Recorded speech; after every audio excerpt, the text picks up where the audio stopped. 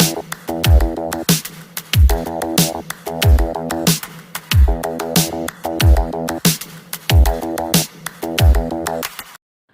Guys, welcome back. आज के lecture में हम लोग पढ़ने वाले हैं कि relation between work and surface energy of a liquid क्या होता है। मतलब किसी भी द्रव की पृष्ठ ऊर्जा और किए गए कार्य में क्या संबंध है।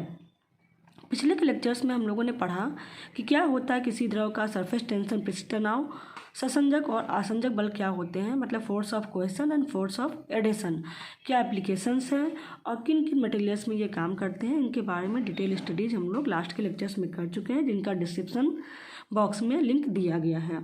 If you are interested then you can go through the link. Now for understanding यानी the current topic we consider that, हम मानते हैं कि हम एक वायर को मान लेते हैं कि एक हमारे पास वायर है।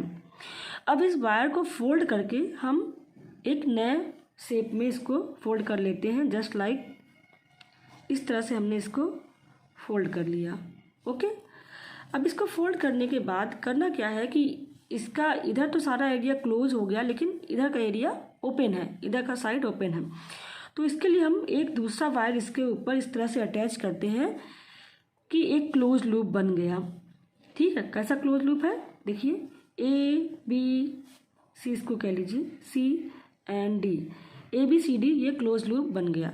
ओके, अब इस पूरे शेप को, ठीक है, इस पूरे शेप को किसी साबुन से भरे घोल के लिक्विड में हम डिप कर देंगे तो ये जो हमारा क्लोज एरिया है, इस क्लोज एरिया में एक फिल्म फॉर्म हो जाती है।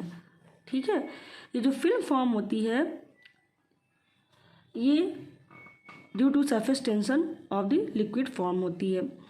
अब होता क्या है कि ये फॉर्म जब हो जाएगी तो इसमें क्या है, ये फॉर्म आप सभी ने देखा होगा कभी बबल बनाते हुए, कि जब आप किसी इस तरह के लूप को घोल में साबुन या सर्फ के घोल में जब आप डिप कर देते हैं तो बबल्स बनते हैं, या बबल बनाने के पहले आप देखते हैं एक फिल्म बन जाती है, जिसको अगर आप धूप में कभी देख रहे हो या लाइट में देखते हैं तो देखते हैं उसमें से वाइब्रेंट्स मल्टीपल कलर्स दिखाई देते हैं। ठीक है, तो ये वही फिल्म है। अब इस फिल्म में लिक्विड का जो सरफेस टेंशन है वो काम करेगा चारों तरफ, इधर से भी ओवरऑल काम करेगा। अब होता क्या है कि ये पोर्शन है ये तो फिक्स पोर्शन है, इसके शेप में कोई परिवर्तन नहीं होना है, लेकिन ये बाहर से लगाया गया है ए बी। इसको लगाने की वजह से क्या होगा कि इसमें जो सरफेस टेंशन लग रहा है अंदर की तरफ लग रहा है ना, तो ये जो अंदर की तरफ लग रहा होता है इसकी वजह से ये जो ए बी वायर है ये अनस्टेबल हो जाता है। ये जो अनस्टेबिलिटी आती है तो इसकी वजह से क्या होगा, ए बी जो है अंदर की तरफ खिसकने का प्रयास करेगा, तो ए बी अंदर की तरफ ना खिसकने पाए इसके लिए एक फोर्स एफ जो है for the balance of A B, equilibrium of A B, हम एफ फोर्स लगाते हैं। अब ये एफ फोर्स ए बी की लंबाई एल पर डिपेंड करता है। मान लिया यहाँ से यहाँ तक इसकी लंबाई एल है। एक बात बहुत गौर करने की ज़रूरत है यहाँ पर कि ये जो फिल्म बनता है ये सिंगल नहीं होता, ये फिल्म डबल होता है। कैसे? जो वायर है उसकी अपनी कुछ ना कुछ थिकनेस होगी। फॉर एग्जांपल अगर आप ये मान लीजिए जो पेन है इसकी अपनी कुछ थिकनेस है, तो इसके वन साइड इधर एक फिल्म बनेगी, वन साइड इधर एक फिल्म बनेगी, और जब ये ऊपर जाता है तो दोनों फिल्म चिपक जाती है यहाँ पे किनारों पर, ये ऐसे थोड़ा सा स्पेस रहता है इसमें। ओके, तो इस तरह से यहाँ पे हमारा जो A B C D loop है इसमें दो फिल्म्स बनती हैं। तो ये जो फोर्स भी लग रहा है ये दो फिल्म्स पर लगता है। ठीक है, तो फोर्स जो डायरेक्टली प्रोपोर्शनल टू एल होता है ये आपको बताया गया है सरफेस टेंशन वाले में, तो ये डायरेक्टली प्रोपोर्शनल टू एल जरूर है, लेकिन यहाँ पे दो फिल्म्स हैं इसलिए ए बी की एक लंबाई ऊपर की तरफ और दूसरी जो इसके नीचे की साइड वाली है उन दोनों पर ये काम करता है, तो F is proportional to 2L के हो गया। ठीक है, अगर इसका सरफेस टेंशन टी है तो ये हो जाएगा F is equal to T into 2L, ये आपका इक्वेशन नंबर 1 हो गया। ठीक, ये तो हो गया फोर्स, सरफेस टेंशन और लेंथ के बीच में क्या रिलेशन है। अब क्या है कि हमें वर्क भी निकालना है कि क्या वर्क है, तभी हम निकाल पाएंगे कि सरफेस टेंशन क्या और वर्क में क्या रिलेशन है और सरफेस एनर्जी कितनी है। ठीक है, तो इसके लिए क्या करते हैं हम, इसी एफ बल को के द्वारा इस ए बी वायर को थोड़ा खिसका कर इसमें डेल्टा एक्स डिस्प्लेसमेंट कर देते हैं। मान लिया कि ये ए से शिफ्ट होकर ए डैश पर और बी डैश पर आ जाता है और इसमें डिस्प्लेसमेंट डेल्टा एक्स हो जाता है। तो आप जानते हैं कि किसी भी वस्तु में एफ फोर्स लगाकर जब विस्थापन किया जाता है, डिस्प्लेसमेंट किया जाता है, तो डब्ल्यू इक्वल टू हो जाएगा एफ इंटू डेल्टा एक्स के। ठीक है, अब इस इक्वेशन में इक्वेशन नंबर 1 से हम एफ की वैल्यू पुट करेंगे तो ये हो गया T 2L into delta x. अब यहाँ पे आप ध्यान दीजिए, A dash A B dash A dash, ये एक क्लोज लूप है। ये आप देख रहे हैं कि एक रेक्टेंगुलर शेप बन रहा है, आयताकार शेप बन रहा है। तो किसी भी आयत का एरिया कितना होता है? लंबाई गुणे चौड़ाई। ठीक, तो लंबाई कितनी है? L, चौड़ाई कितनी है? Delta x. तो इनका एरिया कितना हो जाएगा? L into delta x. अब तो ये बात हुई एक फिल्म की, लेकिन फिल्म ऊपर नीचे दोनों है, यानी जो आपको दिखाई दे रहा है कि ए बी डैश ए, ये ऊपर नीचे 2 लेयर्स हैं। जब ये 2 लेयर्स हैं तो टोटल एरिया कितना हो जाएगा? 2L इंटू डेल्टा एक्स के हो जाएगा। तो ये 2L इंटू डेल्टा एक्स क्या है? Total area of film A B dash A is equal to 2L into delta x के होगा। ठीक है, अब मान लिया कि किसके बराबर है?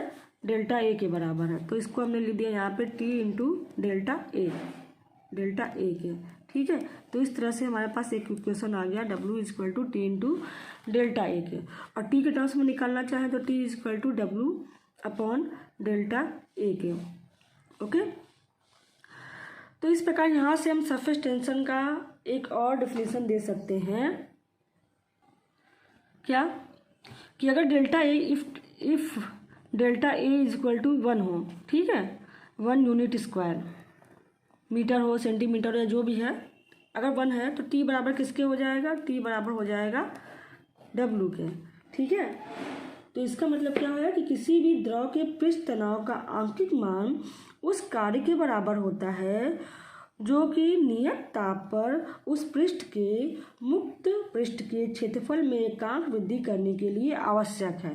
ठीक है, मतलब किसी भी द्रव का पृष्ठ तनाव उस किए गए कार्य के लिए आवश्यक कार्य के बराबर होता है, जबकि एक नियत टेम्परेचर पर उस फिल्म की सतह पर एकांक यूनिट का क्षेत्रफल परिवर्तन हो, यानी वो कार्य एकांक यूनिट क्षेत्रफल परिवर्तन करने के लिए आवश्यक हो, तो वही किया गया कार्य उस द्रव के पृष्ठ तनाव टी के बराबर होता है। ठीक है, अब इसी इक्वेशन से हम एक चीज़ और निकाल सकते हैं कि सबसे बड़ी बात ये है कि आप ये समझिए कि ये जो भी डिस्प्लेसमेंट हुआ है और इस किया गया पूरा कार्य जो है, इसके तहत इसमें कहीं भी गतिज ऊर्जा में कोई परिवर्तन नहीं होता है।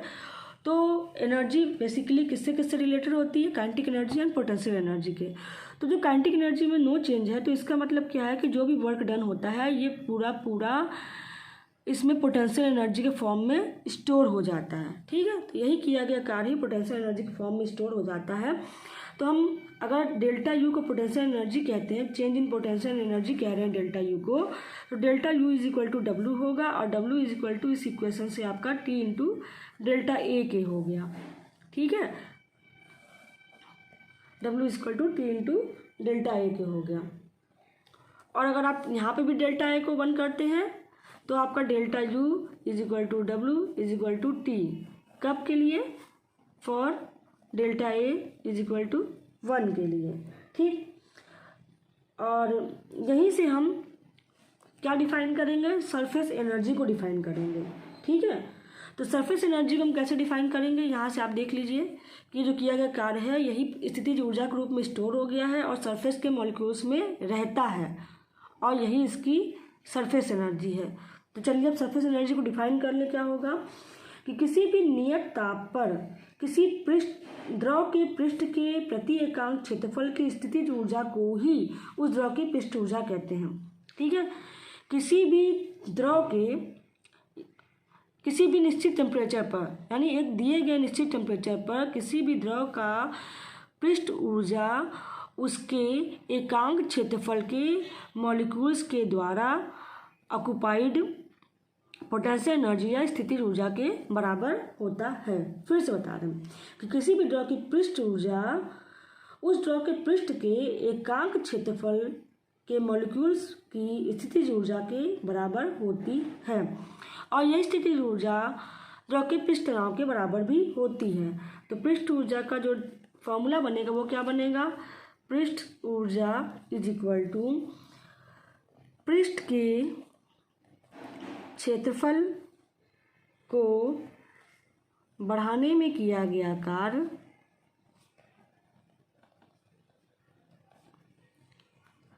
अपॉन पृष्ठ के क्षेत्रफल में वृद्धि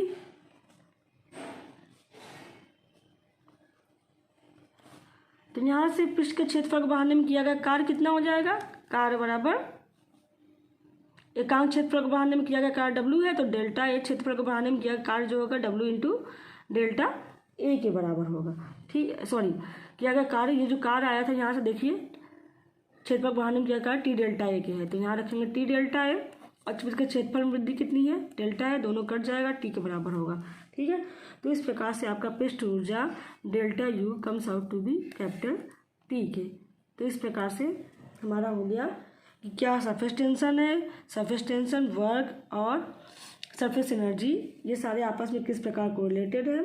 हाँ, अगर हम मात्रक की बात करें तो पृष्ठ तनाव का जो मात्रक है अगर निकालना चाहें यहाँ से तो क्या निकल के आएगा, टी बराबर डब्ल्यू अपॉन ए है।